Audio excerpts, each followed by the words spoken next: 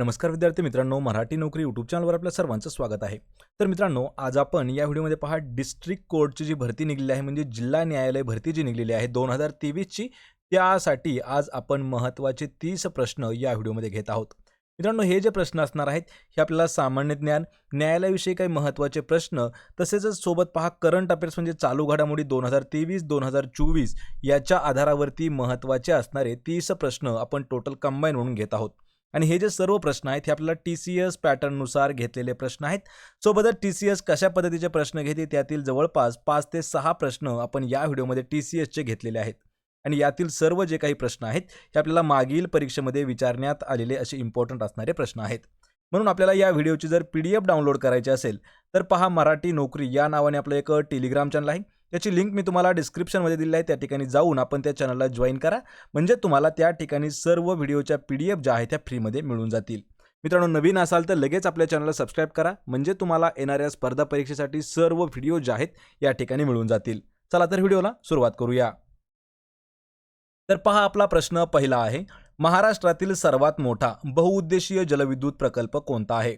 पहा मित्रांनो, प्रश्नाचं जर उत्तर येत असेल तर 3 ते 5 सेकंदामध्ये आपण प्रत्येक प्रश्नाचं उत्तर हे कमेंट करून द्यायचं आहे, म्हणजे एक प्रकारे आपलं रिव्हिजन देखील याच व्हिडिओमध्ये होऊन जाईल। आणि येत्या 2 तारखेपासून म्हणजे परवा किंवा 3 तारखेपासून आपण दररोज रात्री एक लाईव्ह व्हिडिओ देखील घेणार आहोत। तर पहा, महाराष्ट्रातील सर्वात मोठा बहुउद्देशीय जलविद्युत प्रकल्प कोणता? तर या प्रश्नाचं उत्तर होईल पर्याय क्रमांक 1, तर जायकवाडी हा जो आहे हा बहुउद्देशीय प्रकल्प आहे आपल्या राज्यामधील जलविद्युत प्रकल्प सर्वात मोठा। पर्याय 1 आपलं योग्य उत्तर होईल। प्रश्न क्रमांक 2 आहे, वीज निर्मितीसाठी महाराष्ट्राच्या कोणत्या प्रकल्पास महाराष्ट्राची भाग्यलक्ष्मी असं म्हणतात? पहा, प्रश्न समजावून घ्यायचा आहे। वीज निर्मितीसाठी महाराष्ट्राचा असा खालीलपैकी कोणता प्रकल्प आहे की त्या प्रकल्पाला महाराष्ट्राची भाग्यलक्ष्मी म्हणून देखील ओळखलं जातं? तर या प्रश्नाचं उत्तर होईल पर्याय क्रमांक 3, कोयना जो आहे त्या प्रकल्पाला म्हटलं जातं महाराष्ट्राची भाग्यलक्ष्मी। हा प्रश्न आपल्याला जशाच तसा ZP मध्ये सुद्धा विचारण्यात आलेला होता। फक्त प्रश्न सरळ सरळ विचारला होता की महाराष्ट्रातील कोणत्या प्रकल्पाला महाराष्ट्राची भाग्यलक्ष्मी म्हणून ओळखलं जातं? तर उत्तर आहे त्याचं पर्याय क्रमांक 3, कोयना या प्रकल्पाला। प्रश्न क्रमांक 3 आहे, उगवत्या सूर्याचा देश म्हणून खालीलपैकी कोणत्या राष्ट्रास संबोधले जाते? पहा, या ठिकाणी राष्ट्राच्या ऐवजी कधी कधी देशास असा प्रश्न आपल्याला विचारला जात असतो नेहमी। तर उगवत्या सूर्याचा देश म्हणजे एक प्रकारे काय, सगळ्यात सोपी गोष्ट समजून घ्यायची की उगवत्या सूर्याचा देश म्हणजे जे पूर्वेकडील देश आहेत, पहा पूर्वे साईडला म्हणजे पूर्वेच्या साईडला असणारे म्हणजे अरुणाचल प्रदेश हे जे राज्य आहे त्याच्या साईडला असणारे, तर त्या ठिकाणी आहे पहा सर्वात महत्त्वाचा म्हणजेच जपान हा जो देश आहे याला म्हटलं जातं पहा उगवत्या सूर्याचा देश। पर्याय क्रमांक 1 आपलं या प्रश्नाचं योग्य आन्सर होईल। प्रश्न क्रमांक 4 आहे, महाराष्ट्रातील प्रमुख हातमाग वस्त्र उद्योग केंद्र कोणत्या ठिकाणी आहे? यावर आपल्याला 2-3 प्रश्न अल्टरनेटिव्ह विचारले जातात पहा 2-3 वेळा। तर महाराष्ट्रातील प्रमुख हातमाग वस्त्र उद्योग केंद्र ते जे आहे पहा पर्याय क्रमांक 3 इचलकरंजीला आहे। हा प्रश्न आपल्याला 2011 पासून ते 2018 पर्यंत म्हणजे असे टोटल 8 वर्षामध्ये 19 वेळा विचारण्यात आलेला आहे। आणि हे प्रश्न आपल्याला टोटल 19 वेळा हा प्रश्न विचारण्यात आलेला आहे पहा पोलीस भरतीमध्ये। त्यामुळे हा प्रश्न थोडासा इम्पॉर्टंट आहे। आणि जवळपास पोलीस भरती आणि जे काही कोर्टाविषयी किंवा न्यायालयाविषयी जे काही प्रश्नपत्रिका असतात जवळपास सारख्या लेवलचे प्रश्न असतात। फक्त यावर्षी त्याला TCS घेणार आहे, त्यामुळे एखादा प्रश्न थोडासा हार्ड लेवलचा असू शकतो। त्यामुळे नंतर बाकीचे हे जे प्रश्न आहेत ते सर्व प्रश्न आपले एकदम सोपे असतात। पर्याय 3 आपलं या प्रश्नाचं उत्तर होईल। प्रश्न क्रमांक 5 आहे, मुंबई हाय हे नाव कोणत्या खनिज उत्पादनाशी संबंधित आहे? आपण भरपूर वेळा न्यूजमध्ये ऐकलं असेल पहा बॉम्बे हाय किंवा मुंबई हाय हे जे नाव आहे हे कोणत्या क्षेत्राशी किंवा कोणत्या खनिज उत्पादनाशी संबंधित असणारं नाव आहे? तर या प्रश्नाचं उत्तर होईल पहा पर्याय क्रमांक 1, तर पेट्रोलियम। लक्षात ठेवा, पेट्रोलियम संबंधित आहे पहा हे मुंबई हाय। पर्याय 1 आपलं या प्रश्नाचं योग्य उत्तर होईल। प्रश्न क्रमांक 6 आहे, वाचन प्रेरणा दिन खालीलपैकी कोणत्या दिवशी साजरा केला जातो? महत्त्वाचा प्रश्न आहे हा देखील दिनविशेषवरती आधारित। मित्रांनो, ह्या प्रश्नाचं उत्तर आपण कमेंट करून फास्ट देत राहायचं आहे, म्हणजे आपलं रिव्हिजन समजून जाईल आणि आपले उत्तर सुद्धा लवकर कमेंट करत राहायचे आहेत। तर पहा, वाचन प्रेरणा दिवस हा जो दिवस आहे हा कधी साजरा केला जातो? तर उत्तर काय आहे याचं? पर्याय क्रमांक 1, तर 15 ऑक्टोबर हे जे आहे हे त्याचं उत्तर असणार आहे। लक्षात ठेवा मित्रांनो, आपण उद्या म्हणजे 3 तारखेपासून 3 फेब्रुवारीपासून लाईव्ह लेक्चर सुरू करणार आहोत. दररोज लाईव्ह एक लेक्चर घेणार आहोत. त्यामध्ये सरळ तुम्हाला प्रश्न विचारला जाईल आणि 3 ते 5 सेकंदामध्ये आपण त्या प्रश्नाचं उत्तर कमेंट करून द्यायचं आहे. प्रश्न क्रमांक 7 आहे, द डिसेंट ऑफ मॅन हा ग्रंथ खालीलपैकी कोणी लिहिलेला आहे? पहा, द डिसेंट ऑफ मॅन.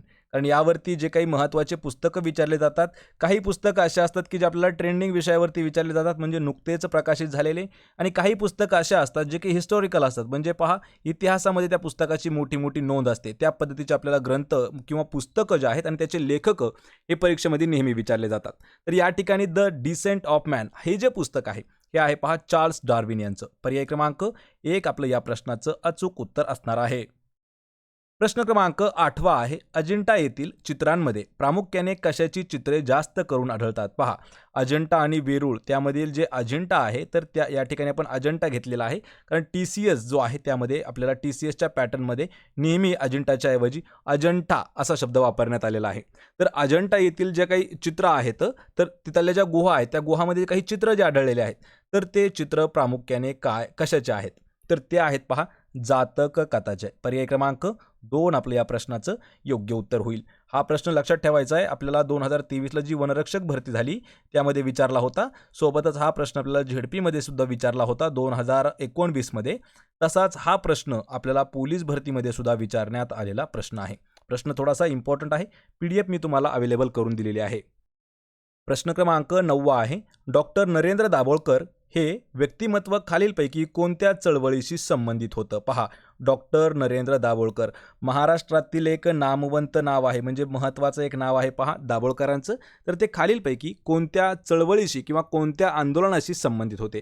एक प्रकारे आपण आंदोलन म्हणू शकत नाही, ती जी आहे ती एक चळवळ होती, आंदोलन नव्हतं सॉरी मित्रांनो. तर कोणत्या चळवळीशी ते संबंधित आहेत? तर ते आहेत पहा अंधश्रद्धा निर्मूलनाशी संबंधित. पर्याय क्रमांक 2 आपलं या प्रश्नाचं करेक्ट उत्तर होईल. प्रश्न क्रमांक 10 आहे, महाराष्ट्राचे मार्टिन ल्युथर किंग म्हणून कोणाला संबोधले जाते? पहा, मार्टिन ल्युथर किंग म्हणून कोणाची ओळख आहे किंवा कोणाला संबोधलं जातं? या प्रश्नाचं योग्य उत्तर होईल पर्याय क्रमांक 1, तर महात्मा ज्योतिबा फुले यांना महाराष्ट्राचे मार्टिन ल्युथर किंग म्हणून ओळखलं जातं. पर्याय क्रमांक 1 आपलं या प्रश्नाचं योग्य उत्तर होईल. प्रश्न क्रमांक 11 आहे, डॉक्टर बाबासाहेब आंबेडकर यांनी कोणत्या वर्षी नागपूरमध्ये बौद्ध धर्माची दीक्षा घेतली होती? पहा, या ठिकाणी कुठल्या झालेला आहे किंवा त्या ठिकाणी कोणत्या वर्षी असं आपल्याला विचारलं जाऊ शकतं. लक्षात ठेवा, तर डॉक्टर बाबासाहेब आंबेडकर यांनी कोणत्या वर्षी नागपूर या ठिकाणी बौद्ध धर्माची दीक्षा घेतली होती?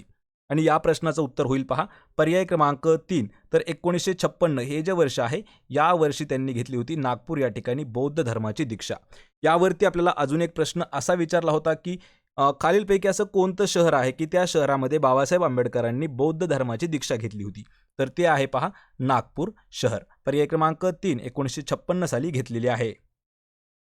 प्रश्न क्रमांक 12 आहे, इंटरनेट बँकिंगमध्ये वापरात येणारा OTP म्हणजे काय? म्हणजे आपल्याला सरळ प्रश्न विचारला आहे की OTP हा जो शब्द आहे याचा फुल फॉर्म काय आहे? पहा, OTPचा फुल फॉर्म मित्रांनो, हा प्रश्न आतापर्यंत टेक्नॉलॉजीवरती भरपूर वेळा विचारण्यात आलेला आहे, त्यामुळे प्रश्न महत्त्वाचा आहे. पहा, इंटरनेट बँकिंगमध्येच नाही तर कोणत्याही तुम्ही सोशल मीडियाचा जरी वापर केला त्या ठिकाणी आपल्याला 2 स्टेप व्हेरिफिकेशनसाठी हा पिन आपल्याला नेहमी विचारला जातो OTP. तर त्या OTPचा फुल फॉर्म काय आहे? तर पहा, OTPचा फुल फॉर्म आहे पर्याय क्रमांक 3 वन टाइम पासवर्ड. असा पिनकोड की तो फक्त एकाच वेळी वापरता येऊ शकतो, म्हणजे एक वेळा येणारा पासवर्ड, त्यालाच म्हटलं जातं one time password, OTP one time password. Option क्रमांक 3 आपलं या प्रश्नाचं योग्य उत्तर होईल. प्रश्न क्रमांक 13 आहे, आगा खान पॅलेस येथे कस्तुरबा गांधी यांचा मृत्यू झाला. तर हा आगा खान पॅलेस महाराष्ट्रात कोणत्या जिल्ह्यामध्ये स्थित आहे? पहा, कस्तुरबा गांधी कोण आहे? सर्वात पहिला प्रश्न, तर महात्मा गांधी जे आहेत महात्मा गांधी यांच्या पत्नीचं नाव आहे पहा कस्तुरबा गांधी, आणि या ज्या कस्तुरबा गांधी आहेत त्यांचा मृत्यू झाला होता पहा आगा खान पॅलेसला. यावरती आपल्याला अल्टरनेट 2 प्रश्न विचारले होते, त्यापूर्वी आपण या प्रश्नाचं उत्तर पाहूया. तर आगा खान पॅलेस जो आहे तो आहे पहा पुणे या शहरामध्ये. प्रश्न आपल्याला असे विचारले होते की आगा खान पॅलेस कोणत्या जिल्ह्यामध्ये आहे? पहा, आगा खान पॅलेस आहे पुण्यामध्ये. आणि अजून एक प्रश्न विचारला होता की कस्तुरबा गांधी यांचा मृत्यू कोणत्या ठिकाणी झाला? तर आगा खान पॅलेसमध्ये झालेला होता. पर्याय क्रमांक 1 तो आहे पुण्यामध्ये. प्रश्न क्रमांक 14 आहे. पंतप्रधान नरेंद्र मोदी यांच्या हस्ते राष्ट्रीय सिकल सेल निर्मूलन अभियानाला कोणत्या राज्यातून सुरुवात करण्यात आली होती? पहा, करंट अफेअर्स 2023चा इम्पॉर्टंट प्रश्न आहे. तर नुकतंच पंतप्रधान नरेंद्र मोदी यांच्या हस्ते राष्ट्रीय सिकल सेल निर्मूलन अभियान जे आहे ते सुरू झालेलं आहे. पण प्रश्न आपल्याला असा आहे की त्यांनी कोणत्या राज्यापासून सुरुवात केली आहे, म्हणजे सर्वात पहिल्यांदा कोणत्या राज्यामध्ये ती सुरुवात झाली किंवा अभियान सुरू करण्यात आलं. तर या प्रश्नाचं उत्तर असणार आहे पहा मित्रांनो, पर्याय क्रमांक 3. तर मध्य प्रदेश हे जे राज्य आहे, तर मध्य प्रदेश राज्यापासून त्यांनी सुरुवात केली होती कोणत्या राष्ट्रीय सिकल सेल निर्मूलन अभियानाला. पर्याय क्रमांक 3 आपलं योग्य उत्तर होईल. प्रश्न क्रमांक 15 आहे. अन्न भाग्य योजना खालीलपैकी कोणत्या राज्यात राबवण्यात येत आहे? पहा, एक या ठिकाणी आपल्याला योजना दिलेली आहे, म्हणजे आपण त्याला स्कीम म्हणू शकतो. तर ती स्कीम आहे, पहा स्कीम कोणती आहे? अन्न भाग्य योजना ही कोणत्या राज्यात राबवण्यात येत आहे? तर या प्रश्नाचं उत्तर होईल पर्याय क्रमांक 1. तर कर्नाटक. लक्षात ठेवा, कर्नाटक हे जे राज्य आहे त्या राज्यामध्ये लागू करण्यात किंवा राबवण्यात येत आहे अन्न भाग्य योजना. ऑप्शन क्रमांक 1 आपलं उत्तर होईल. प्रश्न क्रमांक 16 आहे. राज्यघटनेच्या कितव्या कलमानुसार कायद्यासमोर सगळे समान आहेत? पहा, प्रश्न हा सर्वात महत्त्वाचा आहे आणि हा प्रश्न स्पेशल आपल्याला कोर्टावरती आधारित प्रश्न आहे. पहा, राज्यघटनेचं असं खालीलपैकी कोणतं कलम आहे की त्या कलमानुसार कायद्यासमोर सगळे समान आहेत असं आपल्याला व्यक्त होतं. म्हणजेच कोणी कायद्यासमोर मोठा नाही किंवा कोणी छोटा नाही. जर एखाद्याने एखादा गुन्हा केला तर त्या गुन्ह्याची सजा श्रीमंताला सुद्धा सेम असेल आणि गरिबाला सुद्धा तीच असेल. म्हणजे याचाच अर्थ की कायदा हा सगळ्यांना सारखाच आहे असं दाखवून देणारं कलम कोणतं आहे? तर या प्रश्नाचं अचूक उत्तर होईल पर्याय क्रमांक 1. तर कलम 14 हे जे आहे या कलमामध्ये समाविष्ट आहे. पहा, कायद्यासमोर सगळे समान असतात. पर्याय 1 आपलं या प्रश्नाचं उत्तर असणार आहे. प्रश्न क्रमांक 17 आहे. आर्थिकदृष्ट्या मागास प्रवर्गाला म्हणजेच EWS यांना किती टक्के आरक्षण देण्यात आलेलं आहे? पहा, प्रश्न इम्पॉर्टंट आहे EWS, कारण सध्या लक्षात ठेवायचे सर्वात जास्त आरक्षणावरती चर्चा होत आहेत. त्यातीलच हा एक प्रभाग आहे, पहा प्रवर्ग आहे EWS, इकॉनॉमिकल वीकर. आणि हे जे आहेत पहा आर्थिकदृष्ट्या मागास प्रवर्ग यांना किती टक्के आरक्षण आहे? तर त्यांना आहे पर्याय क्रमांक 1. तर 10% आरक्षण एवढं देण्यात आलेलं आहे EWSला. पर्याय 1 आपलं योग्य उत्तर होईल. प्रश्न क्रमांक 18 आहे.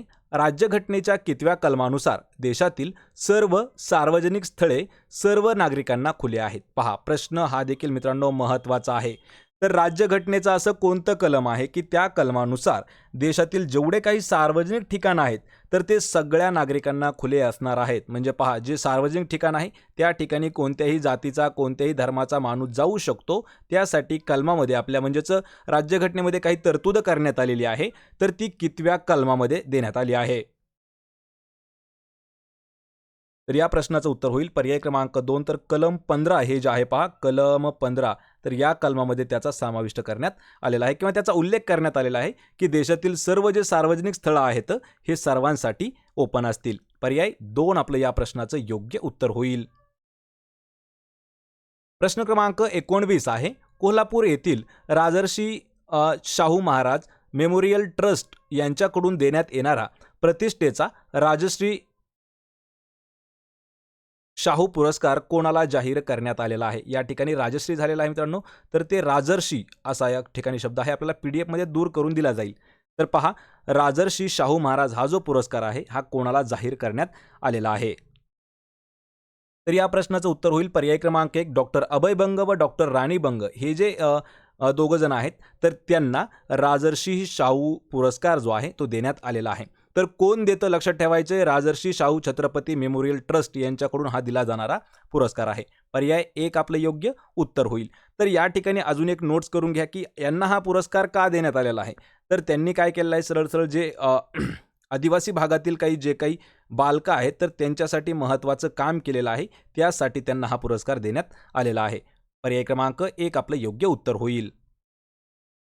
प्रश्न क्रमांक 20 आहे. छत्रपती शिवाजी महाराजांच्या आई वीरमाता जिजाबाई यांचं जन्म ठिकाण कोणतं आहे किंवा त्यांचा जन्म कोणत्या ठिकाणी झालेला आहे? हा प्रश्न देखील आपल्याला 2 वेळा विचारण्यात आलेला आहे. पहा, जिजामाता यांचं जन्म ठिकाण काय आहे? तर या प्रश्नाचं उत्तर होईल पर्याय क्रमांक 1 सिंदखेड राजा हे जे आहे हे त्यांचं जन्म ठिकाण आहे. पर्याय क्रमांक 3 आपलं योग्य उत्तर होईल. यावर अजून एक मित्रांनो बोनस प्रश्न आहे की छत्रपती शिवाजी महाराज जे आहेत यांचा जन्म कोणत्या जिल्ह्यामध्ये झाला. पहा प्रश्न महत्त्वाचा आहे. आतापर्यंत आपण किल्ला आहे विचारलेला आहे, पण या ठिकाणी आपण जर जिल्ह्यामध्ये विचारलं तर त्यांचा जन्म पुणे या जिल्ह्यामध्ये झालेला आहे. जर आपल्याला विचारलं अजून तालुका, तर तालुका आहे पहा जुन्नर, आणि जर किल्ला विचारला तर छत्रपती शिवाजी महाराजांचा जन्म हा शिवनेरी या किल्ल्यावरती झालेला आहे. अजून महत्त्वाचं म्हणजे जर आपल्याला वर्ष विचारलं छत्रपती शिवाजी महाराजांचा जन्म, तर 1630 या वर्षी त्यांचा जन्म झालेला आहे. पर्याय क्रमांक 3 सिंदखेड राजा हे जे ठिकाण आहे हे जिजाबाई यांचं जन्म ठिकाण आहे. प्रश्न क्रमांक 21 आहे 13 मार्च 1940 यामध्ये जनरल ओडवायर याची हत्या कोणत्या भारतीय क्रांतिकारकाने केली होती. या ठिकाणी मित्रांनो दोन प्रश्न अजून तयार होतात पहा. तर या ठिकाणी एक सरळ आपला वर्ष दिलेला आहे 13 मार्च 1940. तर या वर्षी कोणाची हत्या झाली आहे. जनरल ओडवायर याची हत्या झाली आहे. कोणी केली आहे तर सरदार उधम सिंग यांनी केलेली होती. पर्याय क्रमांक 1 आपलं या प्रश्नाचं अचूक उत्तर असणार आहे. हा प्रश्न मित्रांनो थोडासा महत्त्वाचा प्रश्न आहे. प्रश्न क्रमांक 22 आहे भारताचा बिस्मार्क म्हणून खालीलपैकी कोणाला ओळखले जाते. पहा भारताचा बिस्मार्क म्हणून कोणाची ओळख आहे. तर या प्रश्नाचं अचूक उत्तर असेल पर्याय क्रमांक 4 सरदार वल्लभभाई पटेल यांना ओळखलं जातं पहा भारताचा बिस्मार्क म्हणून. पर्याय क्रमांक 4 आपलं योग्य उत्तर होईल. प्रश्न क्रमांक 23 आहे अनहॅपी इंडिया हे पुस्तक खालीलपैकी कोणी लिहिलेलं आहे. पहा अनहॅपी इंडिया या पुस्तकाची चर्चा मित्रांनो महत्त्वाची आणि खूप वेळा झालेली आहे. अनहॅपी इंडिया, तर या पुस्तकाचे लेखक कोण आहेत. या प्रश्नाचं उत्तर होईल पर्याय क्रमांक 3 लाला लजपतराय यांनी लिहिलेलं पुस्तक आहे अनहॅपी इंडिया. ऑप्शन क्रमांक 3 आपलं योग्य उत्तर आहे. प्रश्न क्रमांक 24 आहे अनेकदा बातम्यांमध्ये उल्लेख केल्या जाणाऱ्या जागतिक व्यापार संघटनेचं मुख्यालय कोणत्या ठिकाणी आहे. पहा प्रश्न आपला हेतून महत्त्वाचा सुरू होतो की जागतिक व्यापार संघटना जी आहे त्याचं मुख्यालय म्हणजे त्याचं हेडक्वार्टर कोणत्या ठिकाणी आहे. तर या प्रश्नाचं उत्तर होईल पर्याय क्रमांक 3 तर जिनिव्हा. लक्षात ठेवायचं आहे जिनिव्हा या ठिकाणी आहे पहा जागतिक व्यापार संघटनेचं मुख्यालय. पर्याय क्रमांक 3 आपलं या प्रश्नाचं उत्तर होईल. प्रश्न क्रमांक 25 आहे सिरम इन्स्टिट्यूटचे आदर पुनावाला यांना कोणत्या पुरस्काराने सन्मानित करण्यात आलेला आहे. पहा सिरम इन्स्टिट्यूट जे की कोरोना जो व्हायरस आहे त्यावरती लस म्हणजे वॅक्सिन जे आहे त्यांनी शोधून काढलेली आहे, तर त्याचेच असणारे आदर पुनावाला यांना कोणत्या पुरस्काराने सन्मानित करण्यात आलं आहे. तर या प्रश्नाचं उत्तर होईल पर्याय क्रमांक 2 उद्योग मित्र पुरस्काराने आदर पुनावाला यांना सन्मानित करण्यात आलेला आहे. पर्याय क्रमांक 2 आपलं योग्य उत्तर होईल. प्रश्न क्रमांक 26 आहे इंदिरा गांधी स्मार्टफोन योजना खालीलपैकी कोणत्या राबवण्यात येत आहे. पहा खालीलपैकी असं कोणतं राज्य आहे की त्या राज्यामध्ये इंदिरा गांधी स्मार्टफोन योजना राबवण्यात येत आहे. या प्रश्नाचं उत्तर होईल पर्याय क्रमांक 1 तर राजस्थान हे जे राज्य आहे पहा या राज्यामध्ये इंदिरा गांधी स्मार्टफोन हे जे आहे योजना ती राबवण्यात येत आहे. ऑप्शन क्रमांक 1 आपलं उत्तर होईल. प्रश्न क्रमांक 27 आहे मेडिकल आणि इंजिनिअरिंग याचा अभ्यास हिंदीमध्ये करणारे देशातील पहिले राज्य कोणते ठरले आहे. आतापर्यंत मित्रांनो आपल्या देशामध्ये मेडिकल आणि इंजिनिअरिंग या ज्या दोन स्ट्रीम्स आहेत तर त्या फक्त आणि फक्त इंग्लिश या भाषेमध्ये होत होत्या, पण नुकतंच सरकारने तो जो सिलेबस आहे किंवा तो जो अभ्यासक्रम आहे तो हिंदी या भाषेमध्ये सुद्धा घेतलेला आहे. तर हिंदीमध्ये सुरू करणारं देशातील पहिलं राज्य कोणतं ठरलं आहे. तर या प्रश्नाचं उत्तर होईल पहा पर्याय क्रमांक 1 तर मध्य प्रदेश हे जे राज्य आहे मध्य प्रदेश या राज्यामध्ये मेडिकल आणि इंजिनिअरिंगचा अभ्यास जो आहे तो हिंदीमध्ये सुरू ठेवण्याला देशातील आपल्या पहिलं राज्य बनलेलं आहे मध्य प्रदेश. पर्याय क्रमांक 1 आपलं योग्य उत्तर होईल.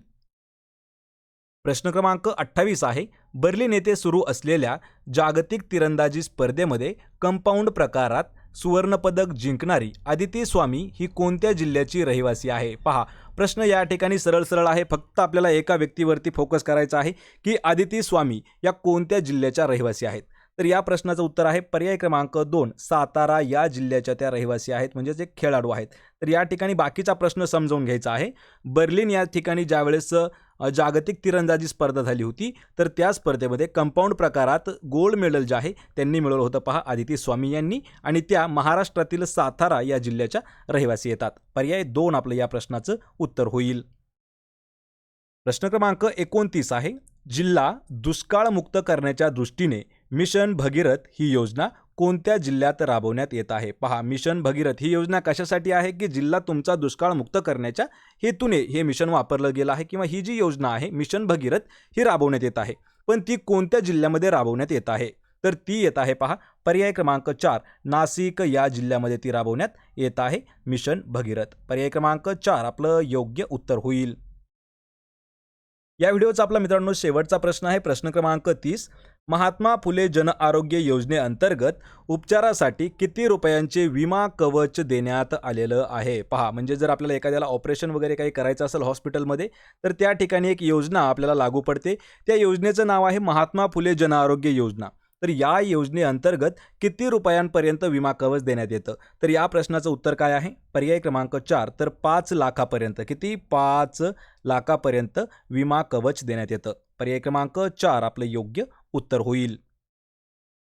तर मित्रांनो, हे होते महत्त्वाचे 30 प्रश्न जे की आपल्याला परीक्षेसाठी सर्व इम्पॉर्टंट प्रश्न असणार आहेत. आपल्याला हा व्हिडिओ जर आवडला तर व्हिडिओला आपल्याला लाईक करा, मित्रामध्ये हा व्हिडिओ शेअर करा आणि आपल्या मराठी नोकरी या यूट्यूब चॅनलला सबस्क्राईब करून ठेवा. म्हणजे मित्रांनो, तुम्हाला डेली याच पद्धतीचे व्हिडिओ पाहायला मिळतील.